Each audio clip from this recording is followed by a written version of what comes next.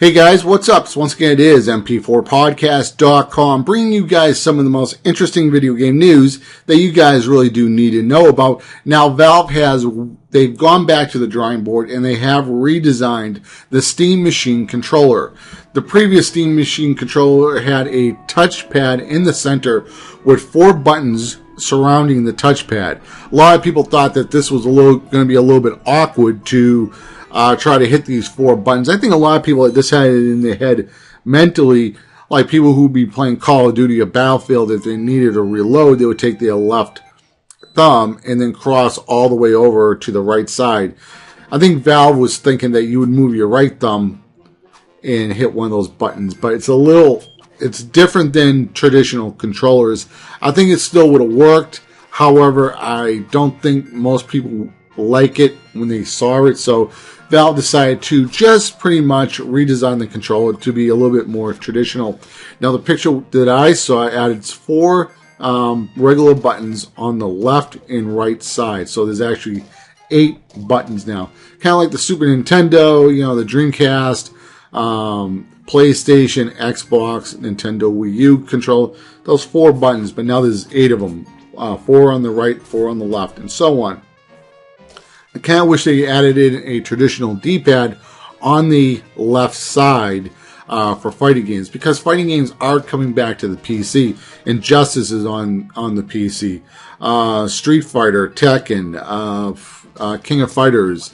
There's even a couple more that aren't really that big and so on. But fighting games are coming back to the PC, which I'm really happy, because if you're traveling and you want to have a really good fighter on your computer or your laptop, you can have Injustice, King of Fighters and so on a portable, laptop gaming system. So that's kind of cool.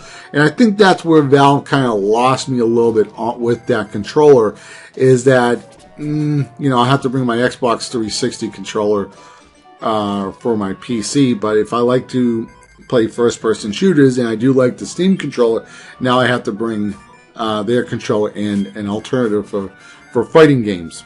It would have been just easier just to have the D-pad, but whatever. They're adding 8 buttons. Maybe for some odd reason it's going to work better. I don't really quite know. But there is another thing that I do want to talk about with the Steam controller. Those owl circles, those touch pads. A lot of people are not talking about this as of right now, because and I feel that a lot of these people aren't talking about it because they don't have the experience, in playing a lot of games on touch devices. Now, you guys who've been subscribers of my channel for quite some time know that I started out with iOS games and Android games and so on. And right now I'm doing more commentary. And I think commentary actually helped me improve my speaking, to talking into the microphone. So it's a good balance for my channel and so on, because it's a really weird to be talking into a microphone and having a very long conversation when there's nobody else in the room. It's a little weird, but you do get better at it. So just a word of advice: if you're starting on YouTube, don't give up. But a lot of people, what they don't understand about these touchpad controls is that you're rubbing your thumb, the skin of your thumb, across these circular touchpads, right? You have your left and right stick, and that's what they're emulating.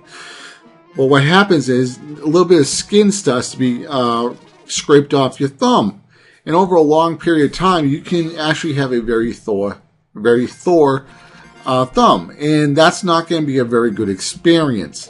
Now, we all know that we've all screwed up our thumbs playing games on D-pads, the cross, button, not pads, I mean, like for you younger kids, you've probably always been gaming on analog sticks, but us older guys, we started out on the D-pads across, that's how we used to, like this game, Aladdin, this is Sega Genesis, but, that's how we played. And some games, it wasn't that bad at all. Platformers really weren't that bad with the D-pad, but with the fighting games, half circles, Zookins, all those, super moves in Street Fighter would mess up your thumb.